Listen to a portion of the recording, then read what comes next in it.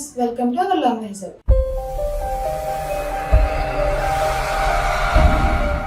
Today we are discussing about nutrition in our biology. What is nutrition? Every living organisms need to food to survive. For example, food gives us energy and for growth and materials for growing tissues, and if any diseases will come in our body, food gives us recovery in our body. Now let us discuss about nutrition definition. The process of taking food and utilizing it for growth, maintenance is called nutrition. So coming to why do we need food? Food అనేది మనకి ఎందుకు అవసరం? మన body అనేది growth అవ్వడానికి, are ఏదైనా diseases వచ్చినా కానీ వాటిని ప్రివెంట్ చేసుకోవడానికి, ఆర్ మన బాడీలో ఉన్న ఏమన్నా డెడ్ టిష్యూస్ ఉన్నా ఆర్ డెడ్ సెల్స్ ఉన్నా కానీ వాటిని రిపేర్ చేయడానికి ఫుడ్ అనేది మనకి యూజ్ అవుతుంది. So coming to the nutrients in food. In our food there are 6 major nutrients are present. First one is carbohydrates and second one is fats, vitamins, minerals, carbohydrates and water. These are the 6 major nutrients is present in our food. So coming to the types of nutrition, in a nutrition there are 2 types of nutritions are present. First one is autotrophic nutrition and second one is heterotrophic nutrition. So coming to the autotrophic nutrition means the organism which can prepare their own food. ఏదైతే organisms ఉన్నాయో వాటికి అవే ఓన్గా food అనేది create చేసుకోవడాన్ని autotrophic nutrition అంటారు. For example plants, some bacteria etcetera. So coming to the heterotrophic nutrition అంటే ఏంటి అంటే the organisms which cannot prepare the own food. So ఆ హెటరోట్రోపిక్ న్యూట్రిషన్లో ఉన్న ఆర్గానిజమ్స్ ఏంటి అంటే వాటికి అవే ఫుడ్ అనేది ప్రిపేర్ చేసుకోవు. For example humans, birds, animals etcetera.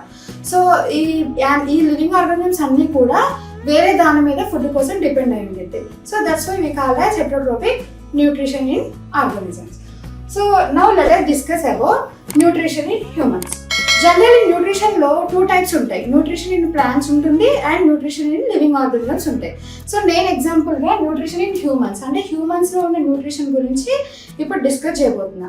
So జనరల్గా ఏంటి అంటే సో న్యూట్రిషన్ ఇన్ హ్యూమన్స్లో వచ్చేసరికి ఈ 5 స్టెప్స్ అనేవి ఇన్వాల్వ్ అయి ఉంటాయి. So first one is ingestion, second one is swallowing and third one is absorption, fourth one is assimilation, fifth one is ఎజెషన్.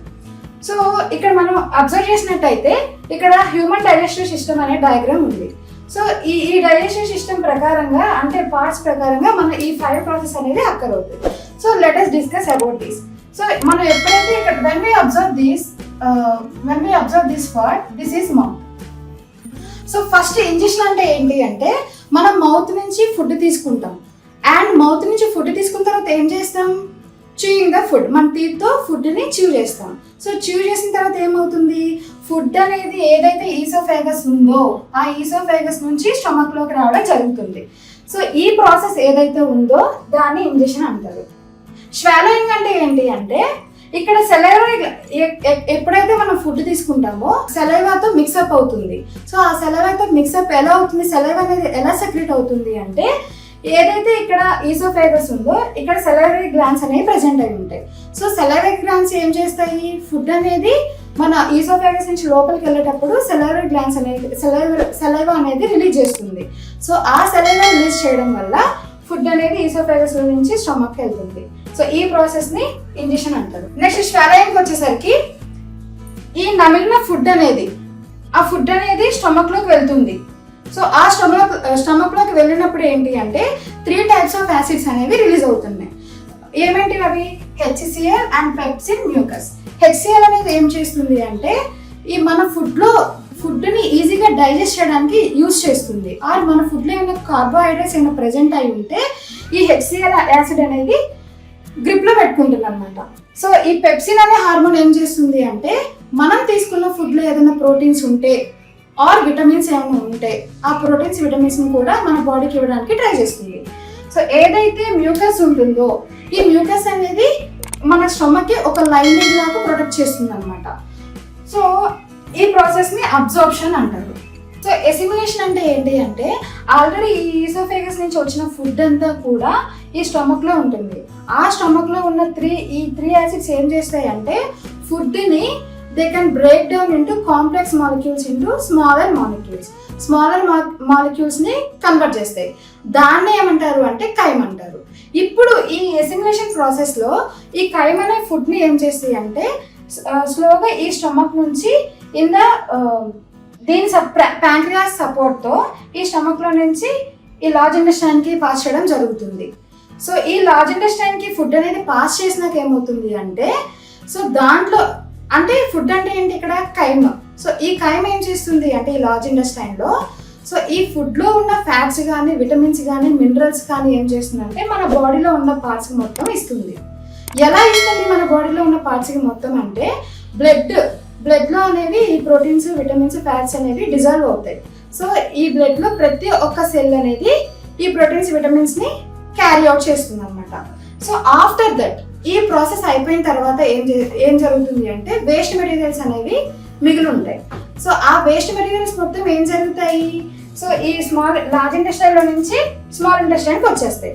Small ఇంటెస్టైన్లోకి వచ్చేసి ఇక్కడ రెక్టమ్ అనే పార్ట్ ఏదైతే ఉంటుందో ఆ రెక్టమ్ అనే పార్ట్లో వేస్ట్ మెటీరియల్ మొత్తం స్టోర్ ఉండడం జరుగుతుంది. సో ఆఫ్టర్ దట్ ఆ వేస్ట్ మెటీరియల్స్ అన్నీ కూడా మనకి బయటకు వెళ్ళేది దేని నుంచి అంటే యానస్ నుంచి వేస్ట్ మెటీరియల్స్ మొత్తం బయటకు వెళ్ళడం జరుగుతుంది. సో అర్థమైంది కదా. సో చూడండి మళ్ళీ ఇంకొకసారి. సో ఇక్కడ మౌత్, సో ఫుడ్ అనేది మనం మౌత్ నుంచి తీసుకుంటాం. మౌత్ నుంచి తీసుకున్నప్పుడు ఏం జరుగుతుంది అంటే ఇక్కడ టీత్తో మనం ఫుడ్ అనేది చ్యూ చేస్తాం.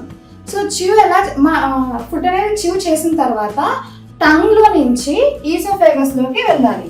సో టంగ్లో నుంచి ఈసోఫేగస్కి ఎలా వెళ్ళింది అంటే మనం తీసుకున్న ఫుడ్ సెలైవాతో మిక్స్ అయ్యి ఈసోఫేగస్లోకి వెళ్తుంది. ఆ తర్వాత ఏం చేస్తుంది ఈసోఫేగస్లో నుంచి స్టమక్లోకి వస్తుంది. స్టమక్లోకి వచ్చిన తర్వాత HCl, పెప్సిన్, మ్యూకస్ ఈ 3 యాసిడ్స్తో ఫుడ్ అనేది లార్జర్ మాలిక్యూల్స్ నుంచి సింపుల్ మాలిక్యూల్స్గా మారుతుంది. దాన్నే కైమ్ అంటాం. ఆ కైమ్ ఏం జరుగుతుంది ఆ కైమ్ విత్ ఇన్ ద సపోర్ట్ ఈ ప్యాంక్రియాస్ సపోర్ట్తో ఆ కైమ్ అనేది ఈ లార్జ్ ఇంటెస్టైన్కి రావడం జరుగుతుంది. ఈ లార్జర్ ఇంటెస్టైన్లో ఆ కైమ్లో నుంచి వచ్చిన ఫ్యాట్స్ ప్రోటీన్స్ విటమిన్స్ మినరల్స్ ఏవైతే ఉంటాయో అవి మొత్తం కూడా మన బాడీలో ఉన్న సెల్స్కి రావడం జరుగుతుంది.